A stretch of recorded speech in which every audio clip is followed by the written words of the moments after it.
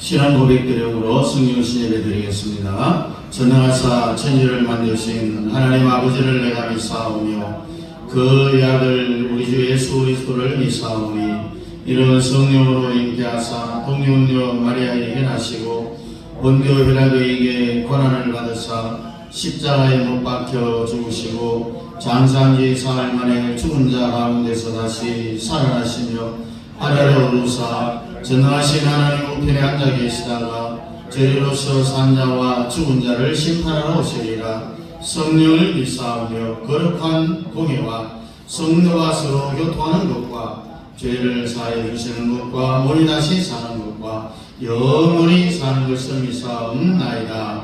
아멘. 546장입니다.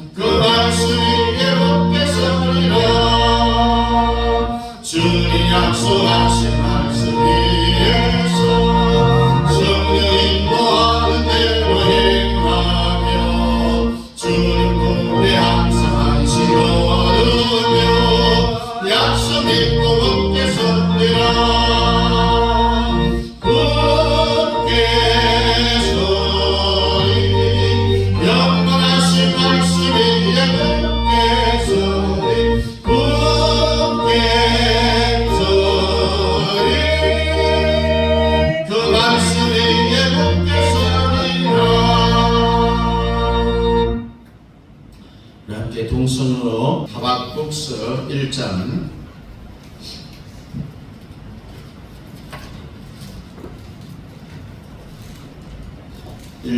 12절부터 17절까지입니다. 하박국 1장 12절부터 17절까지 전 302페이지 우리 12절부터 같이 읽습니다. 시작. 선지자가 이르되 여호와 나의 하나님 나의 거룩한 이시여 주께서 만세 전부터 계시지 아니하시나이까 우리가 사망에 이르지 아니하리이다. 여호와여 주께서 심판하기 위하여 그들을 두셨나이다. 안식일시여 주께서 경계하기 위하여 그들을 세우셨나이다. 주께서는 눈이 정결하심으로 악을 참아보지 못하시며 패역을 참아보지 못하시거늘 어찌하여 거짓된 자를 악망하시며 악인이 자기보다 의로운 사람을 삼키는데도 잠잠하시나이까. 주께서 어찌하여 사람을 바다에 고기 같게 하시며 다스리는 자 없는 벌레 같게 하시나이까. 그가 낚시로 모두 낚으며 그물로 잡으며 투망으로 모으고 그리고는 기뻐하고 즐거워하여 그물에 제사하며 투망 앞에 분양하오니 이는 그것을 힘입어 소득이 풍부하고 얻을 것이 풍성하게 됨이니이다. 그가 그물을 떨고는 계수하여 여러 나무를 무자비하게 멸망시키는 것이 옳으니까. 아멘.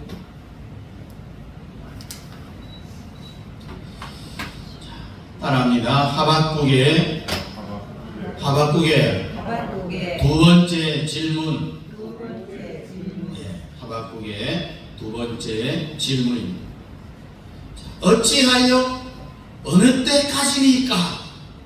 이렇게 묻는 하박국의 질문에 하나님이 첫 번째 하박국의 질문에 대답을 해주셨어요. 그런데 문제는요, 그 하나님의 응답이 선지자 하박국의 마음이 시원한 그런 답을 받았으면 얼마나 좋았겠어요. 그런데 오히려 하나님의 응답을 듣고 이 하박국의 마음은 더 의문점들이 가득 차 넘쳤다는 거예요. 우리가 어떤 문제를 해결하기 위해서 이것을 어떻게 하면 좋겠습니까? 라는 그 질문에 대답을 받았을 때에 그 대답이 나와 하여금 더 많은 의문점들을 남겨두는 그런 해답들이 우리 주위에 살아가면서도 많이 일어나는 현상들이에요. 거룩하신 하나님이 어찌하여 악한 것들을 들어갖고 사용할 수 있습니까? 거룩하신 하나님이 택한 백성들을 벌하기 위하여서 갈대와 같은 이 악한 이방 사람들을 몽둥이로 사용합니까? 이래도 됩니까? 이런 이야기예요. 그러나 오늘 우리도요, 동일한 생각을 얼마나 많이 하면서 살아가는지 모르죠. 우리 주변에 악한 사람의 형통함을 봅니다. 선인의 고난을 바라봅니다. 선인은 누구를 이야기합니까? 예수 믿는 사람들의 고난을 바라보면서 과연 하나님은 살아계시는가? 이런 의문점을 가진 적이 한두 번이 아니었을 거예요. 껴안는 자라는 뜻 외에도 씨름하는 자라는 뜻을 가진 이 하박국 선지자는 이렇게 고민을 털어놓습니다. 하나님하고 씨름하고 있었다는 이야기. 그런데 두 번째 질문, 오늘 12절 우리 같이 한번 읽어볼까요? 뭐라고 말하고 있는지. 12절 시작. 선지자가 이르되 여호와 나의 하나님, 나의 거룩한 이시여, 주께서는 만세전부터 계시지 아니하시니까 우리가 사망에 이르지 아니하리이다. 여호와여, 주께서 심판하기 위하여 그들을 두셨나이다. 반석이시여, 주께서 경계하기 위하여 그들을 세우셨나이다. 만세전부터 주께서 계시지 않았습니까? 하박국은 비록 하나님께 대해서 질문을 지금 하고 있지만은 그는 하나님에 대해서 너무너무 잘 알고 있는 거죠. 그래서 영원하신 하나님, 거룩하신 하나님, 반석이신 하나님, 이런 고백을 하고 있어요. 특별히 여호와라고 하는 이 호칭은 언약적인 관계 속에서 부르는 호칭인데, 그의 백성들이 일시적인 시련이 있지만은 하나님은 본인의 계획대로 일을 하신다는 거죠. 그러나 이스라엘 백성들과 맺은 그 언약, 이 약속을 지킨다는 겁니다. 그분은 결코 그의 백성들을 멸망시키는 것을 지켜만 보고 계시지 않는다는 겁니다. 왜 오늘 이 갈대아 악한 사람들을 몽둥이로 사용하느냐? 이스라엘 백성들을 살리기 위한 하나님의 방법 중에 이렇게 하지 않으면은 도저히 이 백성을 살릴 길이 없다라는 하나님의 계획대로 일을 하신다는 거예요. 또 나중에 와서는 하나님이 직접 이방인 갈대아 사람들을 몽둥이로 썼는데, 아이 봐라, 자기가 썼지만은 하나님은 또 어떻게 생각하느냐? 하나님의 선민을 몽둥이로 때린 그 갈대아 사람들을 하나님이 또 없애버립니다. 너희들이 감히 내 백성을 괴롭혀서 도구로 쓸 때는 언제고요? 도구로 쓰여진 그 백성들을 하나님이 또 징계하신답니다. 그래서 하나님은 이스라엘의 하나님이시고 거룩한 자시고 반석이십니다. 특별히 여러분 반석은요, 구원의 소망을 확신하게 하는 신앙 고백적인 호칭입니다. 언약의 백성들의 변함없는 영원한 피난처가 되시는 하나님이다, 이런 이야기입니다. 자, 오늘 하박국 선지자는 유다의 간악함을 누구보다도 잘 알고 있어요. 그런 유다의 아주 극악무도한 간악한 것을 심판하기 위하여서 하나님이 몽둥이로 사용하신 사람이 갈대아 사람 악하기로 유명합니다. 그럼에도 이 하박국 선지자에게는 아직 풀리지 않는 의문점들이 있었습니다. 아무리 그래도 어떻게 거룩하신 하나님이 저 더러운 갈대아 사람들을 세워서 우리 유다 백성들을 벌하기 위하여서 성질머리 고치기 위해서 몽둥이로 사용하시면 됩니까? 이 너무한 거 아닙니까? 그것을 이야기하고, 또 하나는 유다의 의로운 자들이 왜 악한 자들과 함께 징벌을 받아야 되며 사륙을 당해야 됩니까? 악한 사람은 악한 사람이라서 그렇다 치지만 거기에 악한 무리가 아닌 선한 사람도 많이 있는데 왜 그런 사람들까지 다쳐야 되겠느냐라는 이런 의문이 하박국 선지자에게 있는 거예요. 여러분, 내가 잘못해갖고 벌 받으면 별 문제가 없어요. 잘못도 안 했는데 억울하게 벌 받으면 진짜 억울한 거잖아요. 또 우리 13절 한번 보십시오. 또 뭐라고 말하십니까? 13절 시작. 주께서는, 자 13절 하박국 1장 딱 펴놓으세요. 자 13절 시작. 주께서는 눈이 정결하심으로 악을 참아보지 못하시며 폐역을 참아보지 못하시거늘 어찌하여 거짓된 자들을 방관하시며 악인이 자기보다 의로운 사람을 삼키는데도 잠잠하시나이까. 폐역을 참아보지 못하시거늘 악인이 자기보다 의로운 사람을 삼키되 잠잠하시나이까. 악한 사람이 벌을 받는 건 당연하다 치고 의로운 사람이 이런 갈대아의 악한 사람에게 벌을 당하고 있는데 왜 하나님은 잠잠하고 방황하고 있습니까? 이런 뜻이에요. 선지자의 마음에 드는 이 의문점이 뭡니까? 왜 하나님은 성품과 당신의 성품하고 전혀 다른 갈대아, 그들보다 악하지 않는 유다를 침략하여서 고통을 주는데 왜 잠잠히 보고만 계십니까? 방관하고 있습니까? 이런 이야기입니다. 이렇게 아무리 생각해봐도 불합리한 이런 일들이 왜 일어나야 됩니까? 이건 도저히 있을 수 없는 일이 아닙니까? 이와 동일한 질문을 저와 여러분도 하나님께 할 수 있다는 거죠. 물론 하나님의 눈앞에는 의로운 자가 없어요. 하나님 눈에는. 시편 142편 2절 보니까 내가 내 원통함을 그의 앞에 토로하며 내 무한을 그의 앞에 진술하는도다. 여러분, 어떤 의미에서는요, 소돔 고모라 성의 죄악보다도 더 악했던 것이 예루살렘의 죄악이었습니다. 예루살렘은 선지자도 거절하고 메시아도 거절해버렸어요. 그들의 죄가 얼마나 큰지 예레미야는 의인 한 사람을 찾으면은 이 성을 사하리라는 여호와의 메시지를 전달을 합니다. 예레미야 5장 1절에. 그러나 31장 11절에 보니까 그래도 하나님은 공의롭고 자비롭잖아요. 강한 자의 손에서 속량하신 야곱의 자손의 고통을 그냥 내버려 두실 분이 아니라는 거예요. 그래서 좌우를 분별치 못하는 아수르의 어린아이 12만 명 때문에 그들을 용서하지 않으셨던가라고 했어요. 그런데 하나님의 도성 예루살렘을 갈대아에게 붙이는 것이 웬일입니까? 이것은 신구약을 통해서 세상 권세에 압박을 하고 환난을 당하는 모든 신자들의 고민이기도 합니다. 딜레마예요, 딜레마.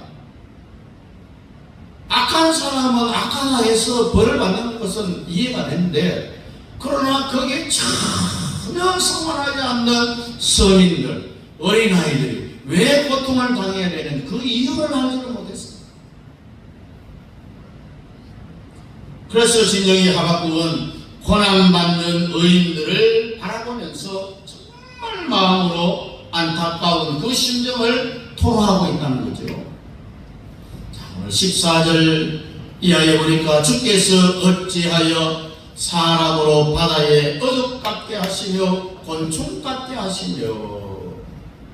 여러분, 하박국 선지자는 거룩하신 하나님이 어떻게 이러실 수 있느냐는 거예요.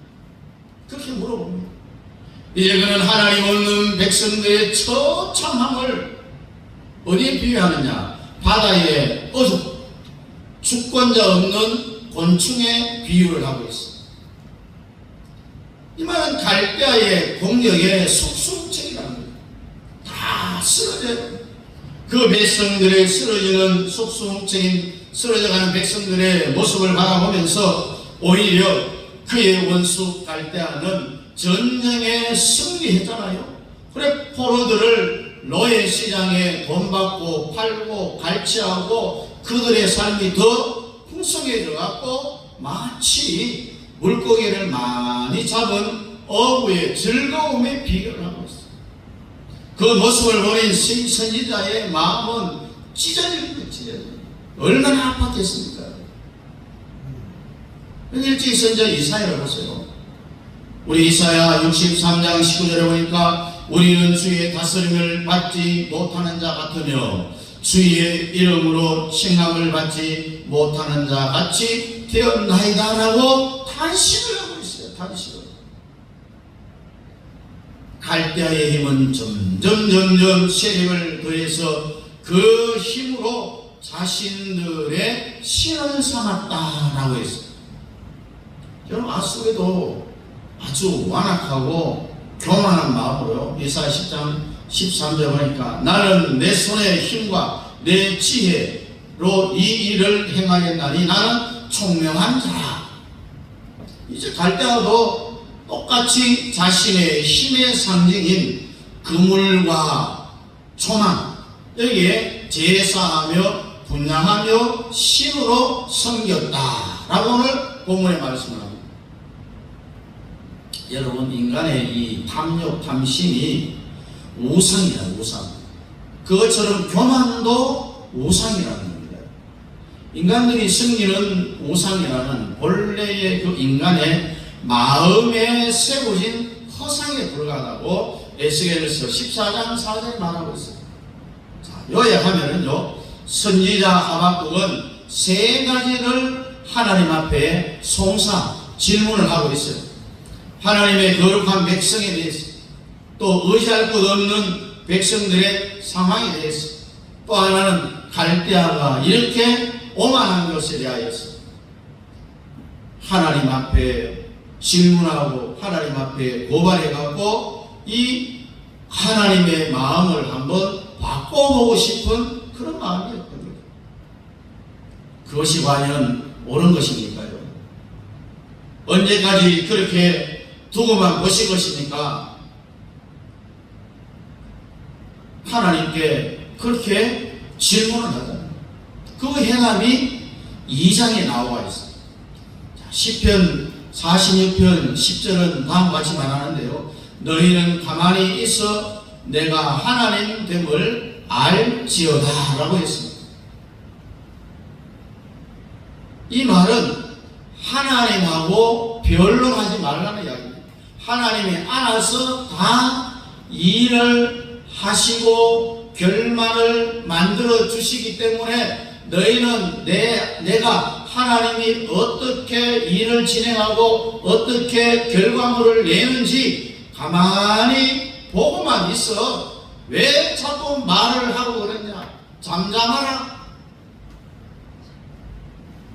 하나님의 말씀에 귀를 기울일 수 있어요. 그리고 하나님이 어떻게 하시든지 여러분 자식 잘되게 하기 위해서 때로는 징계를 내리잖아요. 자식 잘못되어져 가는 모습을 보고 즐거워하는 부모는 없어요. 하나님은 여러 가지 많은 방법을 사용하셔도 이 이스라엘 백성들이 돌아오지 않으니까 도저히 이제는 더 이상 참을 수가 없는 거예요. 하나님의 참는데도 한도 끝도 없는 게 아니라 한이 있고 끝도 있는 거예요. 도저히 안 되니까 이제는 다른 방법을 사용해서라도 자기 백성을 살리기 위한 하나님의 방법이에요. 방법. 그 방법이 때로는 병을 주기도 하고 때로는 시리에 빠지기도 하고 시험 환난을 주기도 하고 그래도 안 될 때는요 그 영혼을 대하기도 하는 거예요. 그러므로 그 주위에 있는 사람들이 이런 하나님의 행하시는 일을 보고 깨닫게 하시거든. 그래서 우리는 하나님하고 변형해서 안 됩니다. 하나님이 알아서 다 하시기 때문에 오늘 하박국처럼 하나님의 마음을 돌려보기 위하여서 이 세 가지 송사하는 것, 이건 아주 잘못된 것이다. 아니야. 주의 말씀에 귀를 기울이고 주님의 음성에 민감해져야 돼요. 더 나아가서 하나님을 온전히 100% 신뢰할 수 있어야 돼요. 그러면은 하나님은 가장 우리에게 유익한 때에 하나님의 정하신 때에 여러분들의 그 모든 일들을 이루실 줄을 믿으시기를 바랍니다. 하나님은요, 하나님의 자녀인 오늘 여러분이나 제가 가장 손에 안 보는 그 시점, 가장 좋은 때에 하나님이 응답을 해 주신다. 그러니 마음대로 하나님 앞에 대들지 말라는, 잠잠하라는 거예요. 하나님이 뭐라고 말씀하시는지 귀를 기울일 필요가 있다는 거예요. 그러면 반드시 하나님은 정한 때, 여러분 이스라엘 백성들이 바벨론에 포로로 잡혀갈 때 예레미야 선지자만이 70년 후에 돌아오니까 가서 거기에 아들, 딸 낳고 정착하고 살아라고 했어. 그러나 거짓 선지자는 달콤하게 아니다, 금방 돌아온다. 이 말을, 예레미야 선지자 말을 안 믿으니까 정말 눈물을 흘리면서까지 그게 아니라고 그렇게 이야기하잖아요. 결국은 예레미야 선지자의 말이 맞았어요, 틀렸어요? 맞았잖아요. 그렇게 하나님은 가장 하나님의 자녀의 그 문제 해결 시점이 올 때에 가장 적정한 때, 좋을 때, 유익할 때, 손에 안 보는 그 시점에 정한 때에 바로 그 일을 하나님이 이루신다라는 이 사실을 반드시 믿고 신뢰하고 주의 말씀에 귀 기울이실 길을 주의 이름으로 축복합니다. 우리 함께 찬송 549장입니다. 549장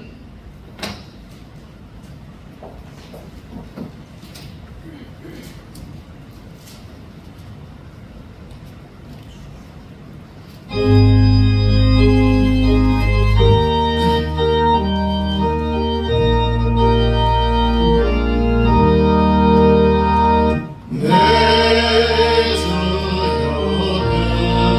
뜻대로 행하시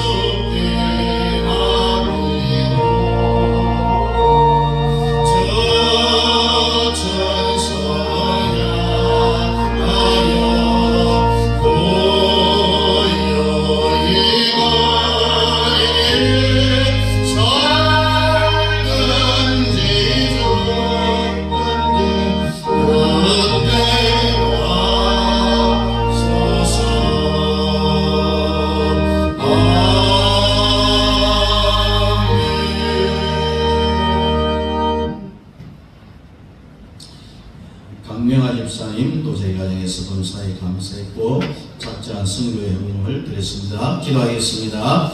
고마우신 우리 아버지 하나님의 은혜와 사랑을 감사합니다. 하박국 선지자는 우리 주님의 답을 들으면 들을수록 더 그 마음에 깊은 의문점이 생겨났어.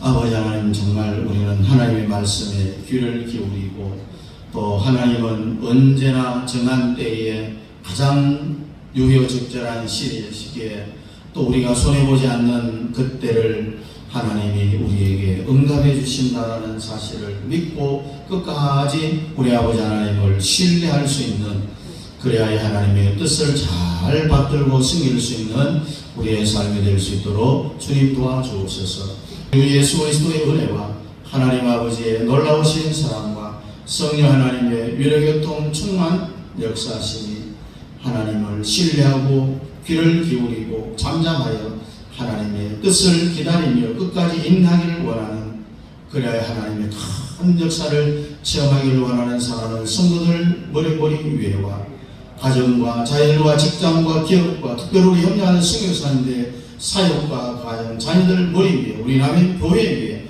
이제부터 영원토록 함께 있을지어다. 아멘.